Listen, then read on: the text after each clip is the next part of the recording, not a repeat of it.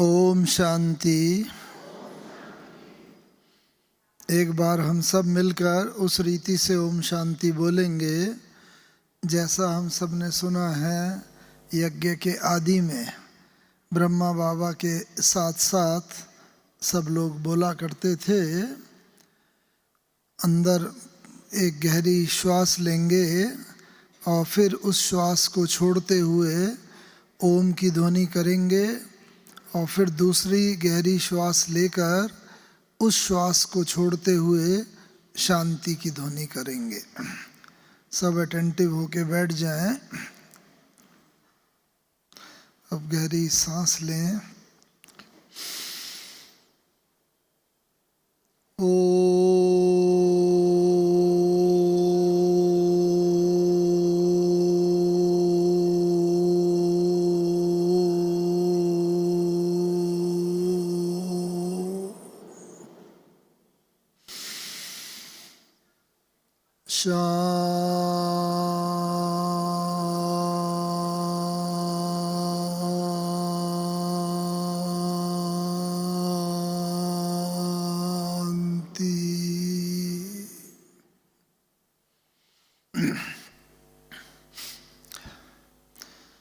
वास्तव में आज का जो विषय है सिद्धि स्वरूप कैसे बने, तो ये अगर एक लाइन में बोलना चाहें तो उसका उत्तर यही है कि ओम शांति के यथार्थ स्वरूप में हम सब स्थित हो जाएं।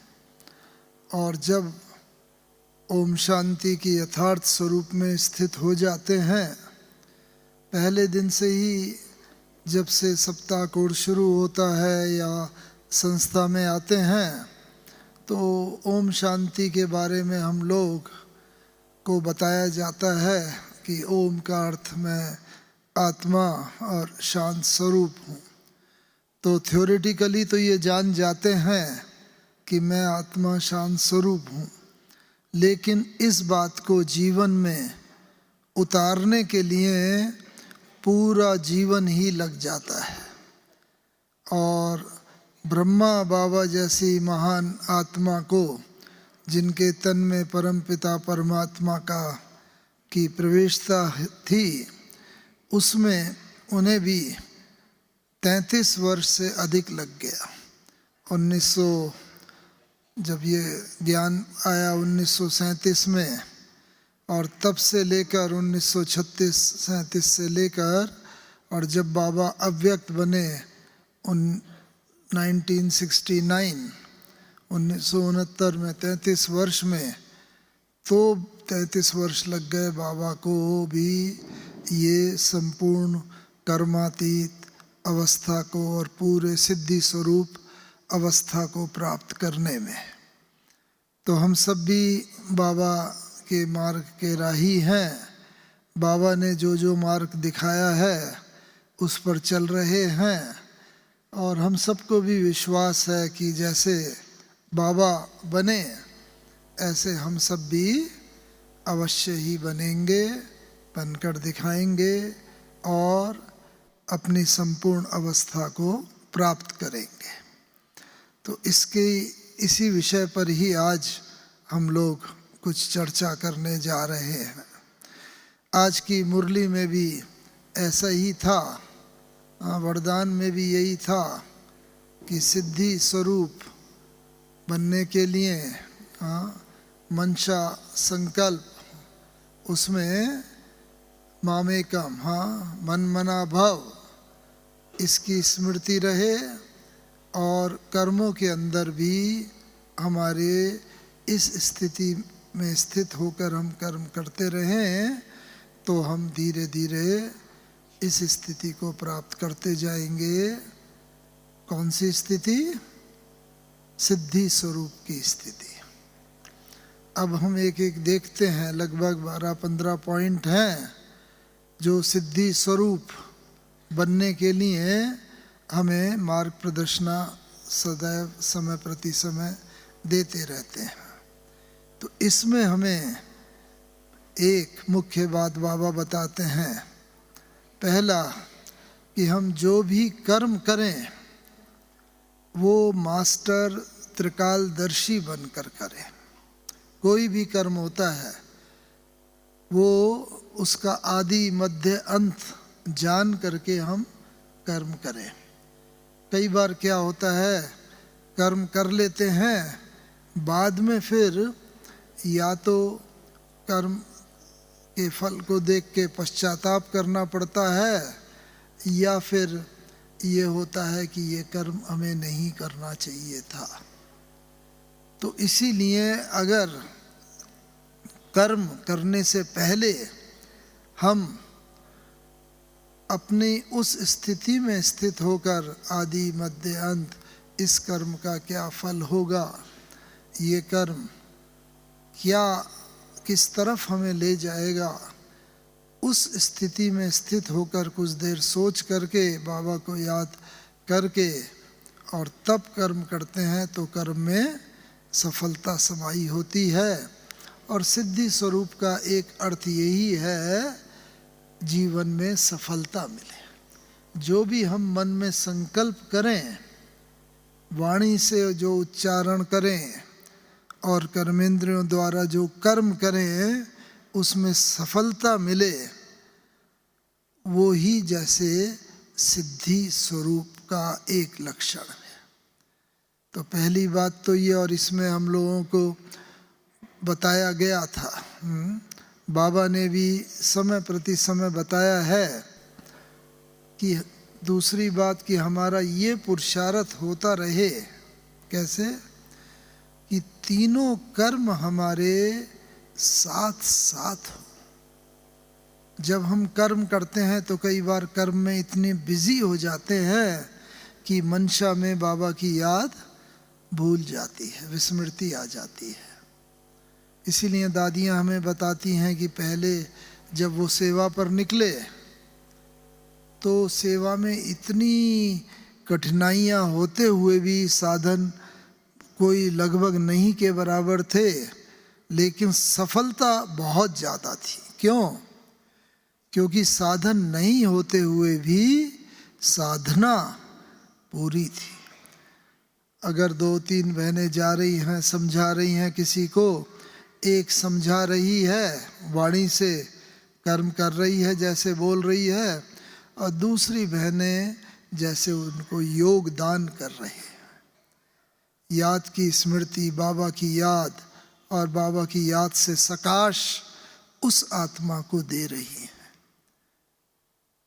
तो कई बार ऐसा होता है कि अकेले ही हम समझाते हैं, 2-3 नहीं भी होते हैं।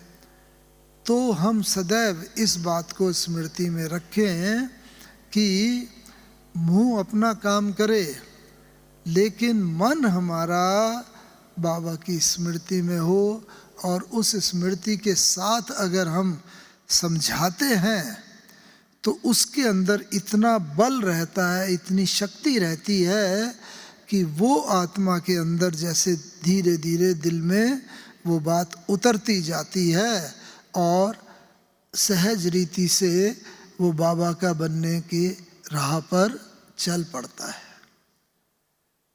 तो इसमें ये भी ध्यान रखें कि एक तो पहले त्रिकालदर्शी होकर काम करें, आदि मध्य अंत देखकर। दूसरा, तीनों स्वरूपों से हम इकट्ठे ही उसको आत्मा की उसको सेवा करें, उसको समझाएं, बताएं। और जब अगर वो कुछ बोल रहा है तो हम उसमें स्मृति में रहें, बाबा इस आत्मा को बल दो, शक्ति दो। तो वो आत्मा जितना जितना बोलती जाएगी, धीरे धीरे धीरे हमें पता भी नहीं चलेगा, हमारे चेहरे से, हमारे नैनों से, हमारी भ्रकुटी से उसे इसका शक्ति स्वरूप का, सकाश का, हमारे ऑरा का, जो लाइट का ऑरा निकलता है, उसका उसे अनुभव होता जाएगा। तो इससे हम सहज ही सिद्धि स्वरूप सफलता मूर्त बनते चले जाएंगे और हमें किसी भी बात की कोई भी कठिनाई नहीं होगी। वो आत्मा जैसे बस बाबा की बनी बनाई हमें लगेगी कि जैसे ये आत्मा तो बनी हुई है। तीसरी बात बाबा बताता है, बाबा ने कहा भी है, हाँ बिल्कुल ऐसा अंत में जैसे कोई भी पढ़ाई करते हैं, जब अंत में रिजल्ट निकलता है, सर्टिफिकेट मिल जाता है, तो समझा जाता है हाँ इन्होंने इसको पास कर लिया, ये डिग्री मिल गई। ऐसे ही बाबा ने हम बच्चों को भी कितने सर्टिफिकेट लेने के लिए बोला है, याद है ना?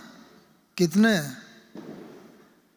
वैसे कई बार अलग अलग समय बाबा अलग बात बोलते हैं, लेकिन मोटे रीति से 3 सर्टिफिकेट हम सबको लेने हैं।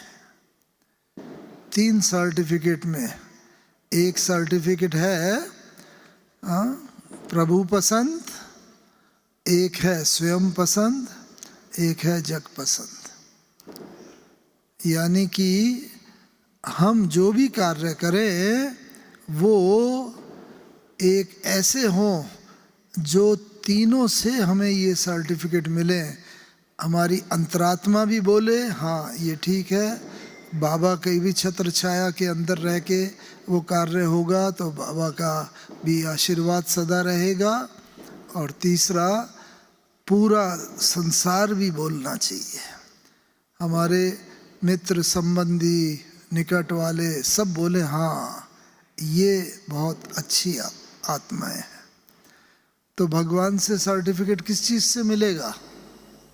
आज भी मुरली में बाबा ने कहा था ना, आज की ही मुरली में, कौन सी एक बात धारण करने से बाबा से सर्टिफिकेट मिलेगा? बाबा ने कहा था सच्चे होकर रहना है, सच्चे दिल पर साहब राजी। तो हमें सच्चाई और सफाई वो चाहिए। बाबा को प्रिय ही वो है जो बच्चा साफ दिल का होता है। सच्चाई से बाबा को भी सब बात बताता है। कहने को हम सब पुरुषार्थी हैं, गलतियां भी होती हैं, लेकिन उसका सहज तरीका भी आज बाबा ने बताया है हमेशा कि जब हम सच्चे होकर चलते हैं और बाबा को अगर बता देते हैं कि बाबा ये भूल हुई मुझसे ऐसा, तो आधा माफ़ भी हो जाता है। कितना हल्का हो जाता है। हम गलती करते हैं तो खुद भारी हो जाते हैं। तो इसीलिए एक कहावत है कि सच्चे दिल पर साहब राची। और उसकी पहचान क्या होगी? उसकी पहचान ये होगी कि हम जैसे खुशी में नाचते रहेंगे। सच तो बिठो नच, यानी कि हल्के रहेंगे। जो हल्का होता है वो खुशी में इजीली नाचता रहता है, वो नाचता रहेगा। और क्या होगा? सच्चा जो होगा ना व्यक्ति, वो व्यक्ति जब भी वो किसी को भी बताएगा उसका असर तुरंत होगा। क्यों? क्योंकि उसका ऑरा जो है, वो गांधी जी की बात सुनी होगी, गुड़ खाते थे, माता बेटे को लाई, और जब गांधी जी ने खुद गुड़ खाना छोड़ा और उसे बताया बच्चे को, तो वो तुरंत मान गया और छोड़ दिया उसने भी। तो उसकी माँ ने भी पूछा कि भाई ये बात तो कहनी थी तो ये तो आप हफ्ते पहले ही कह देते। सबको मालूम है ये कहानी बड़ी प्रसिद्ध है। तो उसने कहा गांधी जी ने कि भाई मैं खुद ही पहले गुड़ खाता था और अगर मैं उस वक़्त बोलता तो मेरा असर नहीं पड़ता। अब मैंने इतने दिनों में वो खाना छोड़ दिया तो जिससे मेरी वाणी में भी इतना ओज आया कि इसने छोड़ा है। तो ऐसे ही हम अगर सच्चे होंगे ना, तो सच बाप का परिचय जैसे ही देंगे तो बस वो हमेशा खुशी में दूसरा उस बात को स्वीकार कर लेगा। तो सच्चाई का सर्टिफिकेट बाबा से लेना है तो हमें सच्चे और साफ रहना है। दूसरी बात, अगर हमें अपने से सर्टिफिकेट लेना है, खुद से सर्टिफिकेट, तो कौन सी बात करनी होगी? इसका विपरीत सोचें कि अगर हमें अपने से सर्टिफिकेट लेना है तो कब हम अपने से सर्टिफिकेट नहीं ले पाते? जब कोई मर्यादा का, किसी चीज़ का उल्लंघन होता है, हमें मालूम है ये नहीं करना चाहिए ज्ञान के हिसाब से, लेकिन वो कार्य हो जाता है या हम कर लेते हैं, तो अंतरात्मा हमारी खाती है, ये क्यों किया, ये नहीं होना चाहिए था। तो इसलिए जब कहीं भी मर्यादा का उल्लंघन होता है तो फिर माया के कमजोरी के वशीभूत हो जाते हैं, और उसके बाद क्या होता है, हमारा मन ही गवाही नहीं देता कि मैं कैसे लक्ष्मी नारायण जैसा पद पाऊंगा या पाऊंगी। भले सबके सामने बाबा पूछता है, हम हाथ उठा देते हैं, लेकिन अंदर ही अंदर हम ये सोचते हैं कि मेरे अंदर तो ये कमी है, ये नहीं होनी चाहिए थी, ऐसा क्यों? तो इस कारण से कहीं ना कहीं मर्यादा का उल्लंघन हुआ है। तो अगर हम अपने से सर्टिफिकेट चाहते हैं कि मैं सदा खुश रहूं, मैं कभी भी माया रावण के वश में नहीं हूं, जैसे सीता ने जब मर्यादा की लकीर का उल्लंघन किया रावण के वशीभूत हो गई, तो ऐसा ना हो कभी, तो उसके लिए मुझे पल पल पर चेक करते रहना है कि कहीं पर भी मर्यादा का उल्लंघन न हो। जो बाबा ने ज्ञान की बातें बताई हैं उन पर मैं आत्मा चलती रहूं। और तीसरा, जग पसंद। हम अपने से भी खुश, बाबा भी खुश, लेकिन परिवार वाले, पड़ोसी, प्रोफेशनल, बिजनेस वाले, दुनिया वाले अगर हमारी बात को नहीं मानते, जैसे शुरू में नहीं मानते थे, अब तो धीरे धीरे धीरे बहुत बहुत लोग मानने लगे हैं। लेकिन अगर वो नहीं मानते तो उनको मनवाने का सबसे सहज तरीका कौन सा है? बाबा ने कहा है, सबको सम्मान देते चलो। हर आदमी रिगार्ड चाहता है, रिस्पेक्ट चाहता है। हमारा ज्ञान सबसे विपरीत है, तो अगर हम एक तो विपरीत ज्ञान और वो बताएंगे तो हर एक की फीलिंग हर्ट होंगी कि भाई ये क्या, अभी तक तो हम सुनते आए हैं शिव शंकर अलग अलग हैं और अलग अलग नहीं है, एक ही हैं, ये बताते हैं कि वो तो एक ही है। हमने तो सुना भगवान सब जगह है, ये कहते हैं भगवान सब जगह नहीं है। ज्ञान हमारा विपरीत है, लेकिन इसको हम सत्य ज्ञान को, सत्यता को सभ्यता के साथ समझाएं, बहुत प्रेम से, रिगार्ड से, और उनको बताएं। अगर वो न भी माने कोई बात नहीं, आप इस बात को आज छोड़ दें, बाद में लेंगे, और लेकिन उनको निरादर होने का ऐसी फीलिंग बिल्कुल भी ना आए। तो इसीलिए एक ये आवश्यक है कि हम जो अगर सिद्धि स्वरूप बनना चाहते हैं, तो सिद्धि स्वरूप बनने के लिए हमें सत्य ज्ञान जो है, सच्चे बाबा के साथ सच्चा होकर रहना पड़ेगा। मर्यादा का उल्लंघन न हो अंदर भी, और बाहर तो तभी मर्यादा का उल्लंघन होता है, वाणी में, कर्म में, जब पहले मन के अंदर मर्यादा का उल्लंघन होता है। तो इसीलिए एक वैसा हो। और तीसरा, कोई हमारी बात माने न माने, बड़ा हो छोटा हो कुछ हो, लेकिन हमारी सभ्यता, हमारा रिस्पेक्ट किसी के प्रति कम ना हो। जिसको भी ज्ञान सुनाए वो रिस्पेक्ट के, आदर के, सत्कार के साथ सुनाते चलेंगे, तो कभी भी उस आत्मा को ऐसा महसूस नहीं होगा कि ये हमारा अनादर हो रहा है। हाँ, हमारे विचार भिन्न हैं, लेकिन ब्रह्मा कुमारी वाले बहुत सभ्य हैं, बहुत अच्छी तरह ज्ञान सुनाते हैं। भले मैं नहीं मानता हूँ, मुझे धारण करने में कठिन है, वो ये महसूस करेंगे, लेकिन न तो अपमान की फीलिंग महसूस करेंगे और न ही हमारे ज्ञान को नकार देंगे। धीरे धीरे धीरे आज बीज पड़ेगा, कभी न कभी वो बीज सफलीभूत जरूर होगा। इस बात को जान करके हम रहे तो सिद्धि स्वरूप यानी सफलता मूर्त हम बनते जाएंगे। और बाबा ने बातें बहुत बताई हैं। हम जैसे गीता में भी है, हाँ, लास्ट अध्याय का लास्ट श्लोक है, हाँ, क्या श्लोक है? यत्र योगेश्वर कृष्ण यत्र पार्थ धनुर्धारा तत्र श्री विजय भूति ध्रुव नीतिर्मितिर्मम। अर्थात जहाँ पर योगेश्वर परमात्मा है और जहाँ पर अर्जुन धनुर्धारी है इतना बड़ा, जहाँ दोनों हैं वहाँ पर क्या है?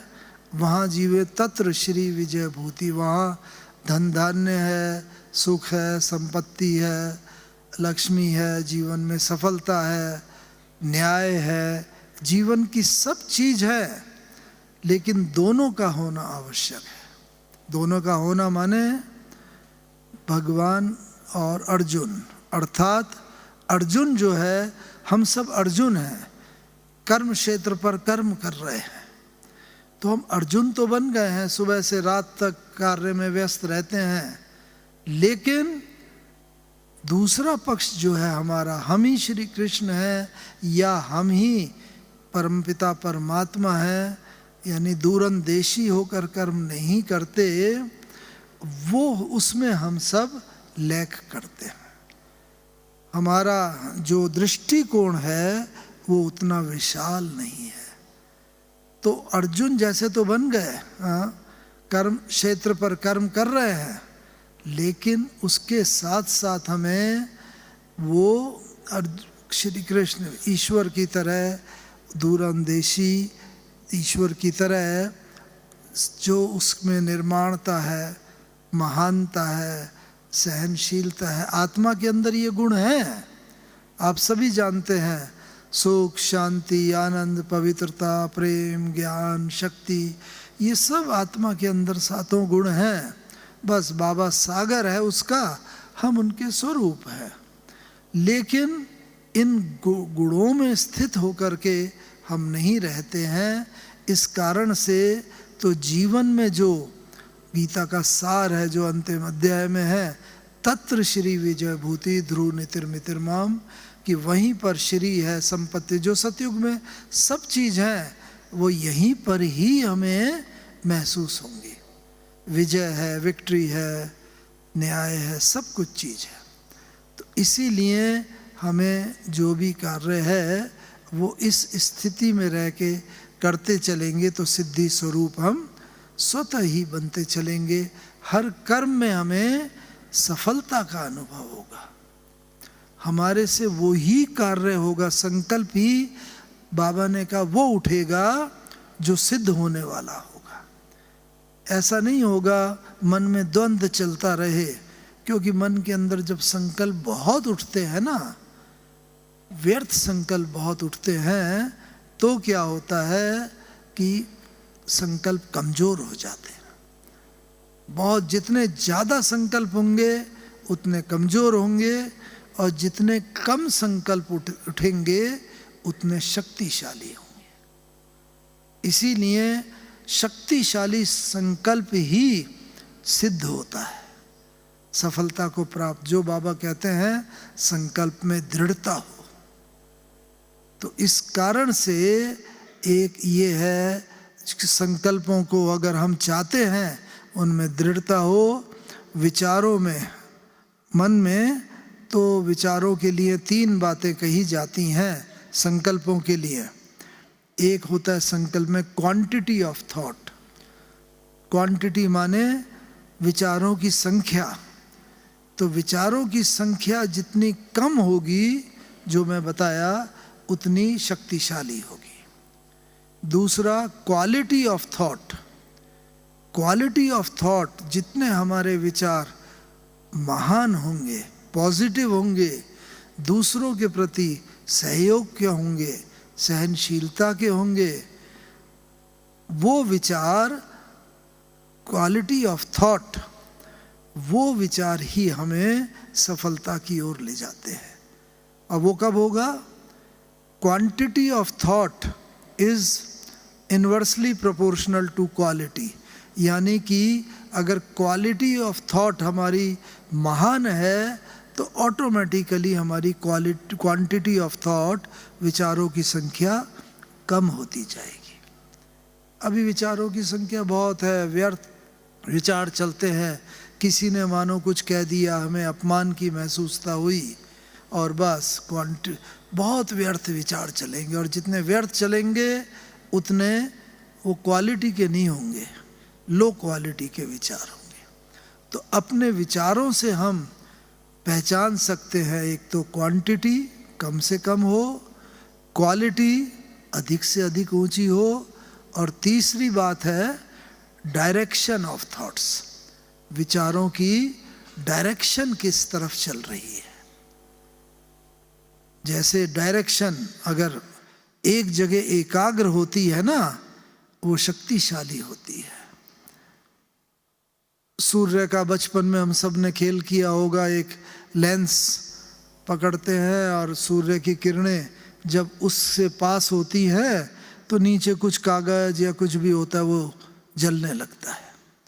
यानी कि सूर्य की किरणें तो ऐसी हैं, अभी हम सब लोग आराम से सहन कर रहे हैं, लेकिन अगर उसके और हमारे बीच में एक लेंस रख देते हैं तो लेंस से क्या होता है, कॉन्वेक्स लेंस, तो उससे सारी किरणें एक जगह एकाग्र हो जाती हैं, और जहाँ एकाग्रता है वहाँ पर सफलता है। तो इसीलिए सिद्धि स्वरूप होने के लिए क्वांटिटी, क्वालिटी एंड डायरेक्शन, एकाग्रता। एकाग्रता का मतलब आप सब समझ सकते हैं कि एकाग्रता अर्थात हम अपने मन के विचारों को जहाँ पर जितना समय और जिस स्थिति में एकाग्र करना चाहें, रोकना चाहें, उतना वो कर सकें, वो ही एकाग्रता है। सबको अनुभव होगा, घर में माताएं भी हैं, भाई लोग, कि मन जो है ना बहुत चंचल है, भाग जाता है। थोड़ा भी घर में भी अगर हम 5 मिनट भी सत्संग के लिए बैठेंगे, पूजा के लिए बैठेंगे, बस उसी समय मन भाग जाएगा, ये काम करना है, ऐसा करना है, ये एकाग्र नहीं कर पाते। तो सिद्धि स्वरूप होने के लिए मन की एकाग्रता भी बहुत बहुत आवश्यक है। ये इस बात को हम जितना महत्व देंगे, और ये कब होगा, प्रैक्टिस से होगा, धीरे से। आप हर चीज़ प्रैक्टिस से होती है। घर में माताएं भी यहाँ बैठी हैं, शुरू शुरू में जब वो छोटी होंगी, उनकी परिवार की माँ ने वहाँ पर सिखाया होगा रोटी बनाना, पहली बार में तो गोल गोल नहीं बन जाती है, सारा नक्शे बन जाते हैं। फिर प्रैक्टिस होते होते अब ऐसी स्थिति आ गई है कि इधर गर्दन करके इधर बात करेंगे या इधर देखेंगे भी नहीं, अपने आप ही वो गोल गोल बनती रहेगी। साइकिल चलाना जब सीखते हैं, कई बार शुरू में गिरे होंगे, बाद में तो फिर अपने आप ही वो चले जाते हैं, चाहे मन कुछ भी सोचता रहे। तो practice make the man perfect. तो हम इसे छोड़ न दें। कई बार भाई बहनें आते हैं, कहते हैं हमें इतने साल हो गए लेकिन हमारा ध्यान एकाग्र नहीं होता, बार बार भाग जाता है। तो ये इसीलिए भागता है, हम थोड़ा समय अभ्यास करते हैं, फिर ये अरे भाग तो जाता ही है, क्या फ़ायदा, चलो चलते फिरते याद कर लेंगे, चलो जब समय मिलेगा उस वक़्त नहीं।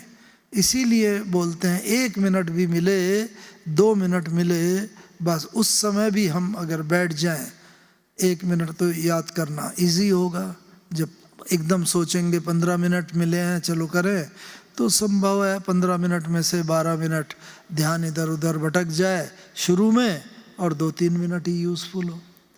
लेकिन इससे घबराना नहीं है।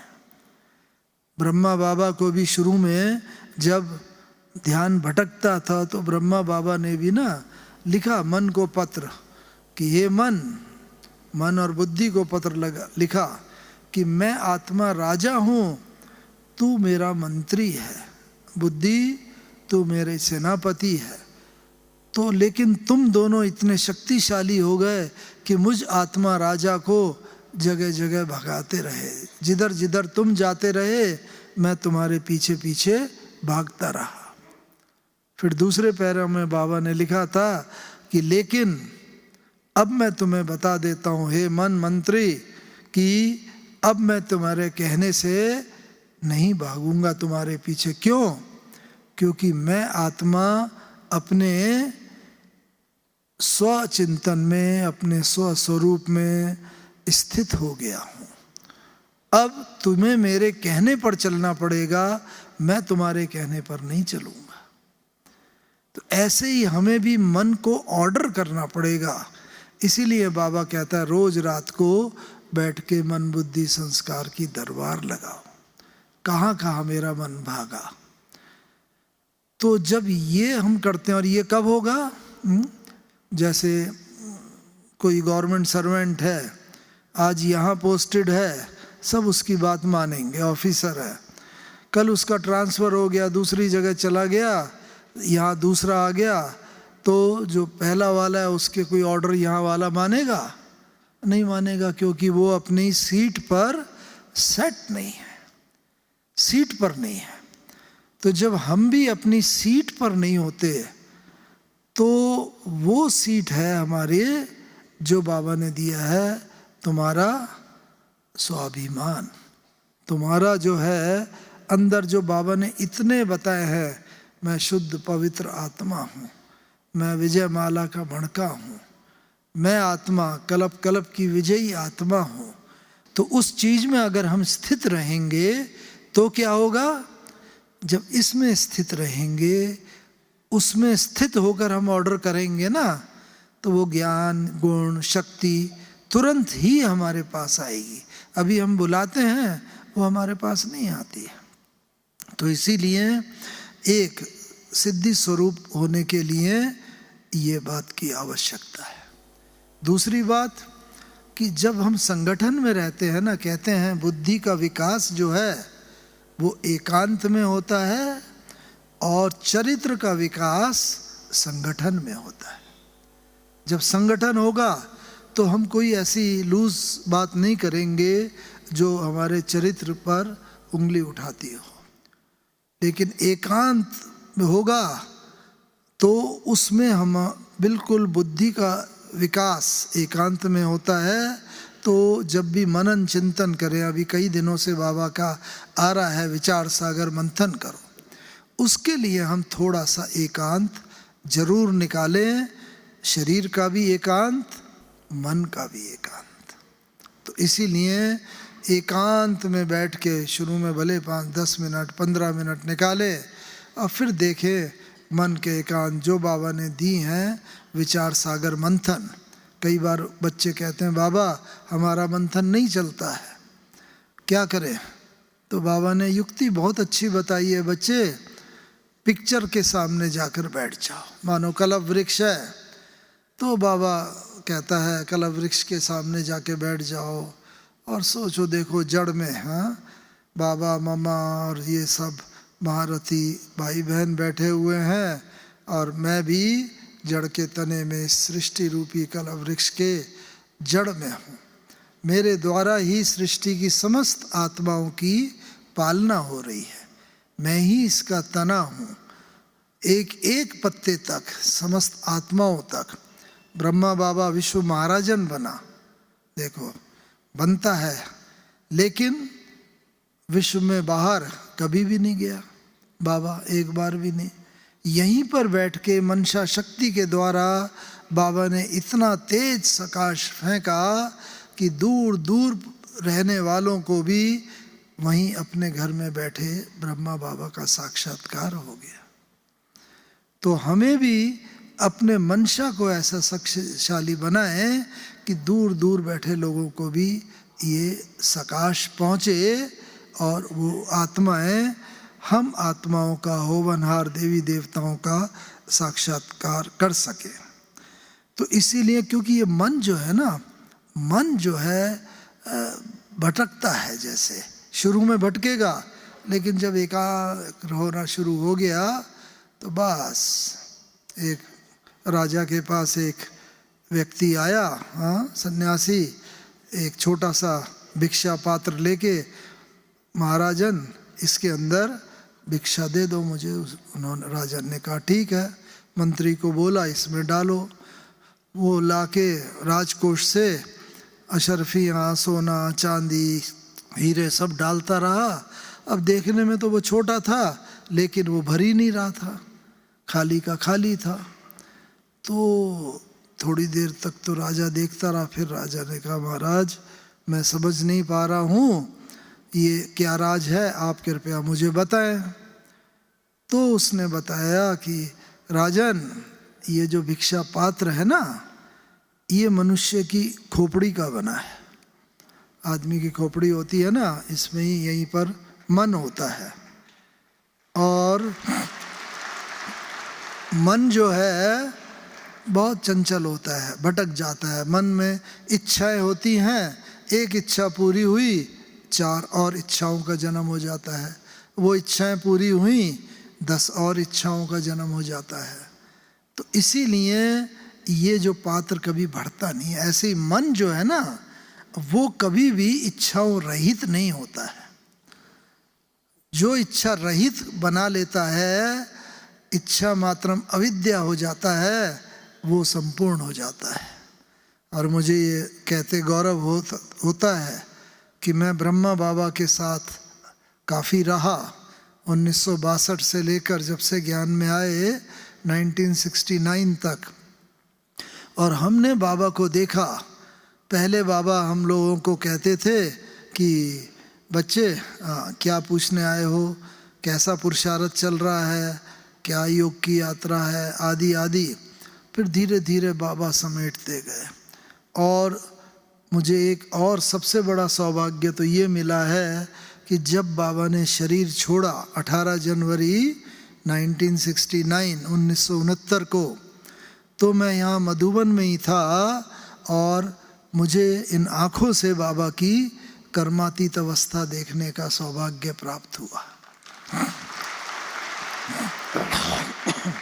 वो मैं आपके साथ कुछ शेयर करना चाहता हूँ, क्योंकि हम सभी को कर्मातीत बनना है।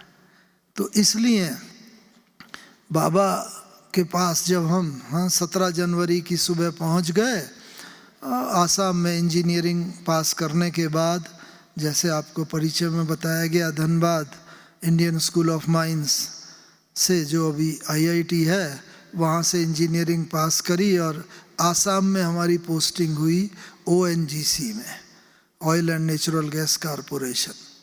तो बाबा ने भेजते वक्त ही कहा था, बच्चे जब तुम्हारा काम वहाँ हो जाएगा तो बाबा बुला लेगा तुम्हें।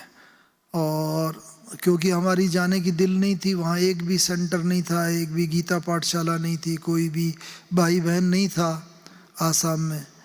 तो ये है 1968 की बात, 1968 शुरू में ही हम वहाँ गए थे जब हमारी पोस्टिंग। तो उसके बाद बाबा ने जैसे 69 में हमें वहाँ बुला लिया वापस। क्यों? क्योंकि वहाँ पर सेवाएं बहुत बहुत विशाल हो गई बाबा के द्वारा। क्यों? क्योंकि बाबा ने कहा कि जब बाबा देखता है बच्चे में इतनी बुद्धि नहीं है, इतना अच्छी तरह नहीं समझा सकता है कोई, तो बाबा उसमें प्रवेश करके समझाते हैं। तो ये हमने भी वहाँ अनुभव किया। वहाँ गए और बस बाबा जैसे जैसे पत्र लिखता था, हर सप्ताह बाबा का पत्र आ जाता था, बच्चे ऐसे लेक के किनारे जाओ, शिव मंदिर में जाओ, इस तरह जाके हॉल लेके भाषण करो, आदि आदि वो करते थे। और बस तुरंत ही थोड़े समय में बहुत सारे से वो जिज्ञासु आ गए, पैदा हो गए। और ब्यूटी ये थी, उसमें हमारा पुरुषार्थ कुछ नहीं था। क्यों? क्योंकि वो आते थे, बैठते थे, सुनते थे और ध्यान में चले जाते थे, साक्षात्कार हो जाता था उन्हें, जैसा यज्ञ के शुरू में सुना है। बाबा कहता है ना, बच्चे अगर समझाने लायक नहीं होते पूरा, तो मैं उनमें प्रवेश और जिनमें बाबा करवाएगा तो वो काम तो सफल हुआ ही पड़ा है।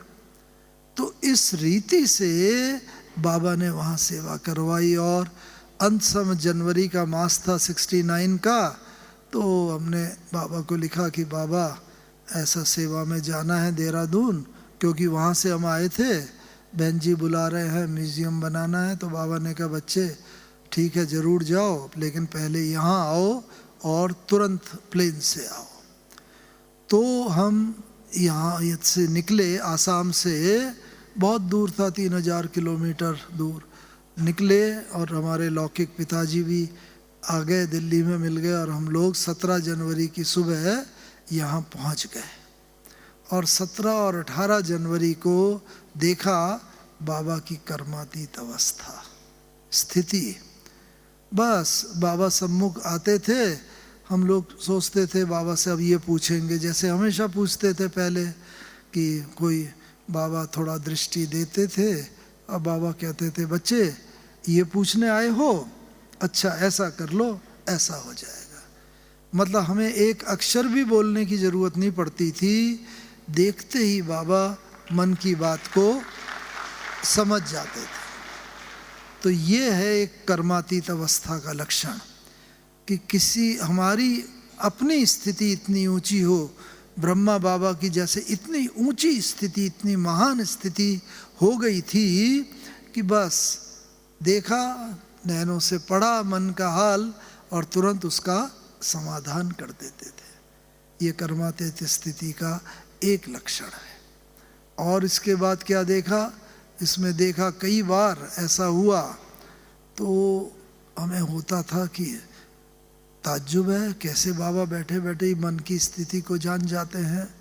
फिर दूसरे देखा बाबा ने कहा सब कुछ समेटते रहो, और हमने देखा बाबा ने धीरे धीरे धीरे सारा यज्ञ का कारोबार धीरे धीरे हैंडओवर भी करते गए औरों को और समेटते गए।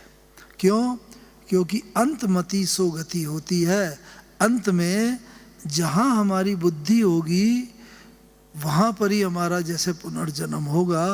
और अंत में ऐसी स्थिति अगर हमें बनानी है कि कोई भी याद ना आए, तो क्या करना पड़ेगा, सब तरफ से समेटा हुआ हो, न कहीं लगाव हो, न कहीं झुकाव हो, न किसी से ईर्ष्या हो, न बैर हो।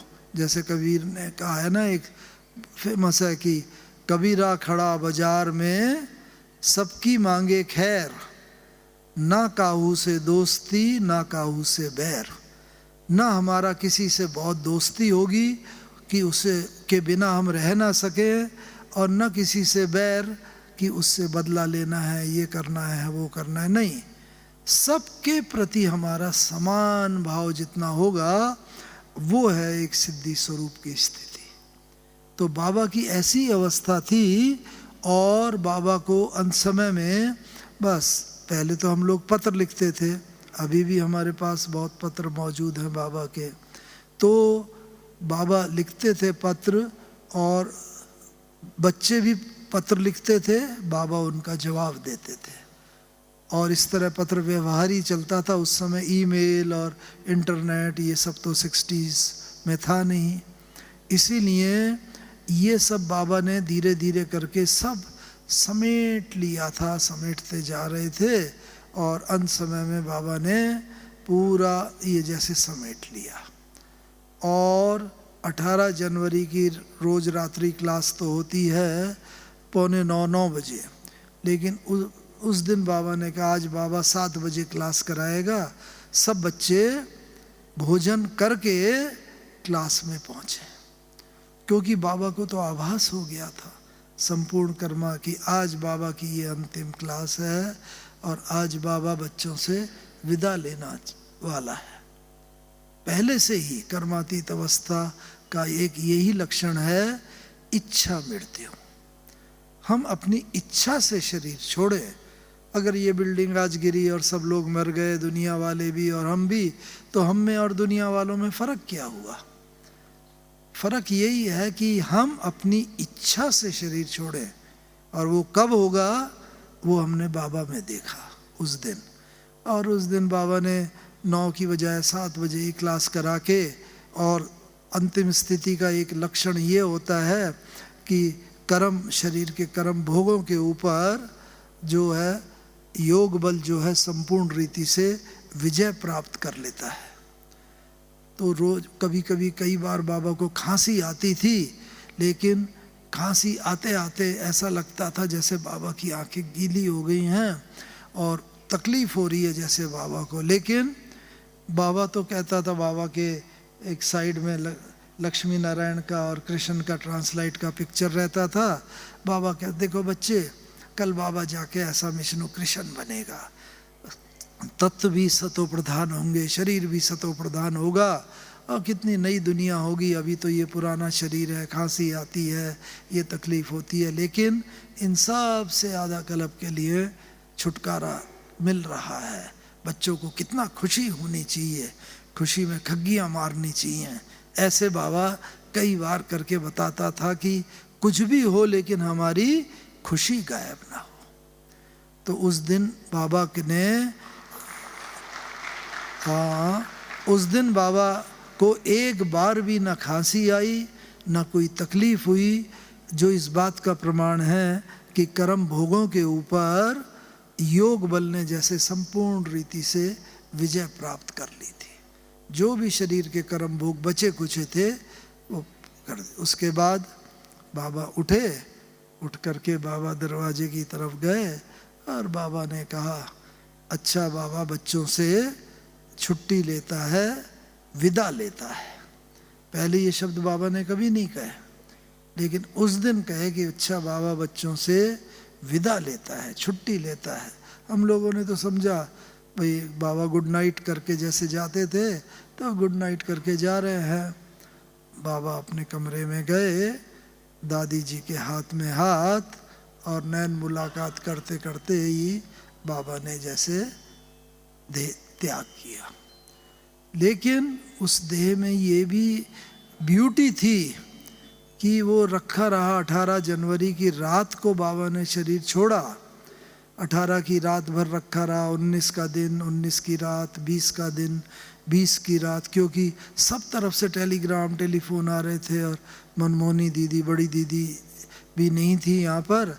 तो रखो शरीर रखो हमारे। 21 तारीख को जब वो पहुँची सुबह, तो 21 को फिर दोपहर को संस्कार किया गया। और लेकिन बाबा का शरीर वैसा ही चमकता रहा, कोई भी काला नहीं पड़ा, कोई दुर्गंध नहीं आई, न कोई इंजेक्शन दिया गया, न कोई दवाई लगाई गई, कुछ नहीं, लेकिन वैसा ही चमकता रहा। और ये इस बात का प्रतीक है कि 5 तत्वों के इस शरीर पर भी बाबा ने संपूर्ण रीति से विजय प्राप्त कर ली थी। तो 5 तत्वों का शरीर, ऐसे ही हमें भी इन 5 तत्वों के शरीर पर भी जब हम विजय प्राप्त करेंगे, मन के ऊपर तो विजय प्राप्त कर ही रहे हैं जो बाबा ने कहा है, लेकिन मन के साथ साथ मन के लिए योग, ज्ञान योग, धारणा, सेवा, ये सब मन के लिए है। लेकिन 5 तत्वों के ऊपर भी हम ऐसा विजय प्राप्त कर लें, क्योंकि ये तत्व ही, ये शरीर ही हमारा सबसे निकट का साथी है। इसीलिए अब हमें भी ऐसा 5 तत्वों पर जब विजय प्राप्त कर लेंगे तो हम भी जैसे इच्छा मात्रम अविद्या अंतमते सो गते। और इसके लिए हमें एक बात याद रखनी है। यहाँ मैं मम्मा की एक बात सुना के फिर समाप्त करता हूँ कि मम्मा ने जब शरीर छोड़ा था 19 मतलब उस वक़्त 65 में, तो मम्मा ने जब शरीर छोड़ा, ऊपर गई मम्मा सूक्ष्म वतन में, वहाँ सूक्ष्म वतनवासी ब्रह्मा बाबा, उनमें शिव बाबा वहाँ पर थे। तो मम्मा को बाबा ने पूछा, मम्मा आप कर्मातीत स्थिति का अनुभव करके आई हो? तो मम्मा चुप रही। फिर पूछा, मम्मा आपने कर्मातीत स्थिति का अनुभव किया? कि नहीं बाबा। तो बाबा ने कहा कि जाओ बच्ची नीचे जाओ, अभी हिस्ट्री हॉल में तुम्हारा शरीर रखा है और वहाँ सब बच्चे योग में बैठे हुए हैं, और तुम जाके वहाँ उस शरीर में कर्मातीत स्थिति का अनुभव करके आओ। बाबा ने मम्मा को नीचे भेजा, मम्मा नीचे आई और फिर कुछ समय के बाद मम्मा ऊपर गई वापस। तो बाबा ने पूछा, बच्ची अनुभव किया कर्मातीत स्थिति का? तो मम्मा ने कहा, नहीं बाबा मैंने तो नहीं किया। क्यों बच्ची?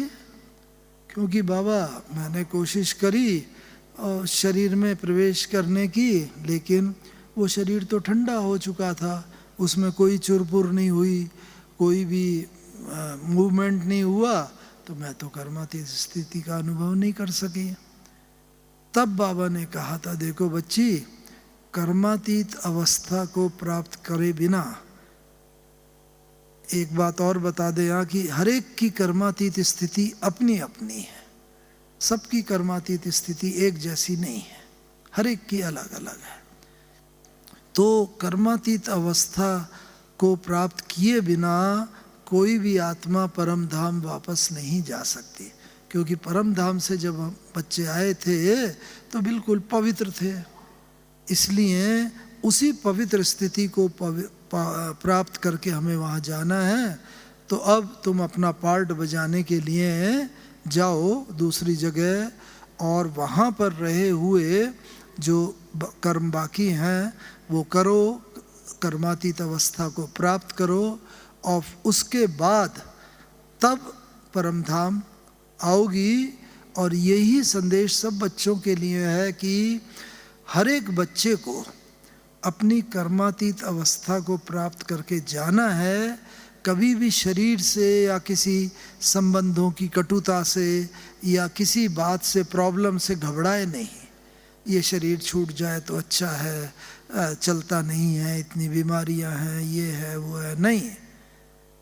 किसी भी हालत में ये शरीर संगम योगी बहुत बहुत वैल्यूबल है, इससे घबराए नहीं। और जब इससे घबराएंगे नहीं तो तब कर्मातीत अवस्था को प्राप्त करके जब ऊपर आएंगे, तब बाबा और सब बच्चे साथ ही साथ परम धाम चलेंगे, और तब ही फिर उसके बाद साथ साथ नई दुनिया में आएंगे और पार्ट बजाएंगे। तो इसीलिए अब हमें ये लक्ष्य रखना है, एक तो हम समेटते चले, कोई काम रह जाते हैं, कई बार सोचते हैं चलो हम अपना ये मकान सेंटर को दे दें, चलो ये हम अपनी विल पावर में, विल में ये लिख दें, ये कर लें, धन तन मन धन, लेकिन कल कर लेंगे, 4 दिन बाद कर लेंगे, ऐसा करते करते भी कई बार समय निकल जाता है। और जब उनके संबंधी यहाँ योग भोग लगाने आते हैं तो फिर वो आत्माएं बताती हैं संदेश, बड़ा रोते हैं, अरे मैं सोचता ही रह गया ये कि मुझे ये करना है, लेकिन ये मैं नहीं कर सका और मेरा शरीर छूट गया, और चूंकि उस बातों की स्मृति थी, इन कारण से मुझे ऐसी जगह जन्म लेना पड़ा। इसी तरह भाइयों की कोई भी समेटे हुए कामना फैलाव तो न करें, बल्कि अब समेटते रहें। और दूसरी तरफ इसी तरह माताओं का भी कोई भी कार्य ऐसा हो फैला हुआ न हो, जो भी घर की चाबी वाबी बहुओं को देनी हो दे दा के पूरा करो, सारा उन्हें निपटा दो, और अंत समय के लिए बस हम यही करें कि अंत समय अंत मते सो गति, बस ब्रह्मा बाबा को भी ना जैसे गति ऐसी हुई सदगति, और ब्रह्मा बाबा ने संपूर्ण स्थिति को प्राप्त किया, हम सबको भी वो करना है। तो बच्चों ने बाबा से पूछा, बाबा आपकी अंतिम स्थिति कैसी थी, वो आप बताओ। तो बाबा ने बताया कि बच्ची, क्लास करा के जब मैं आया तो मेरे हार्ट में बहुत पेन हो रहा था, दर्द हो रहा था। तो एक तरफ तो दर्द बहुत हो रहा था, कई बार बाबा ने भी बताया सबसे अच्छी मृत्यु हार्ट अटैक की है। तो एक तरफ तो दर्द हो रहा था बहुत ज़्यादा, और बस दूसरी तरफ मैं बाबा को कह रहा था, बाबा मैं आपके पास आया, लेकिन दर्द की स्मृति भी बहुत थी, क्योंकि दर्द बहुत तेज था। लेकिन जितना जितना मैं स्वस्थिति में स्थित होता चला गया उतना उतना दर्द ये कम होता चला गया।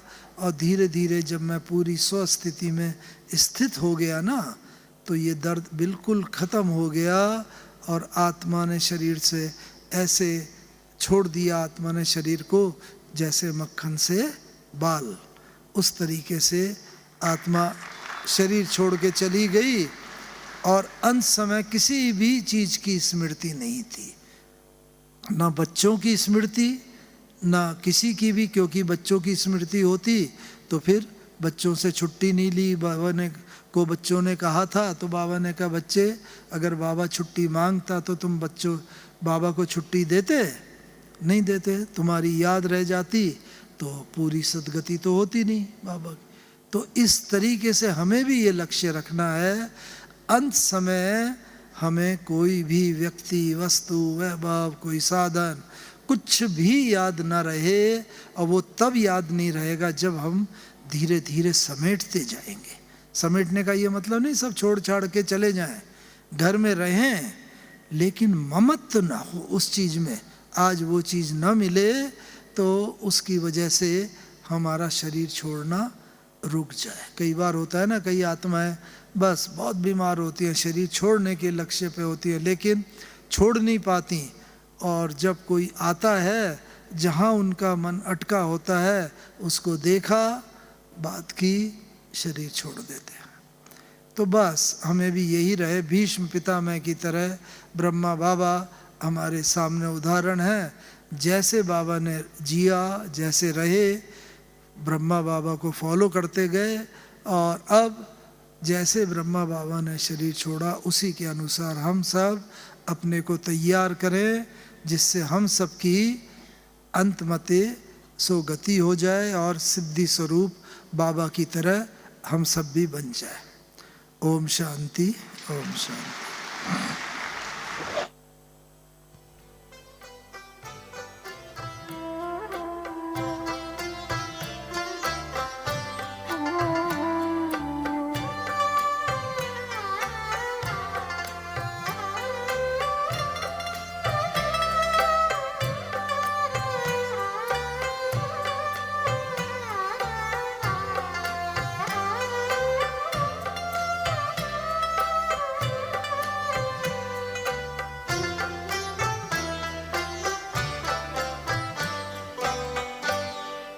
मेरे बाबा तुम्हारी याद बहुत आती है।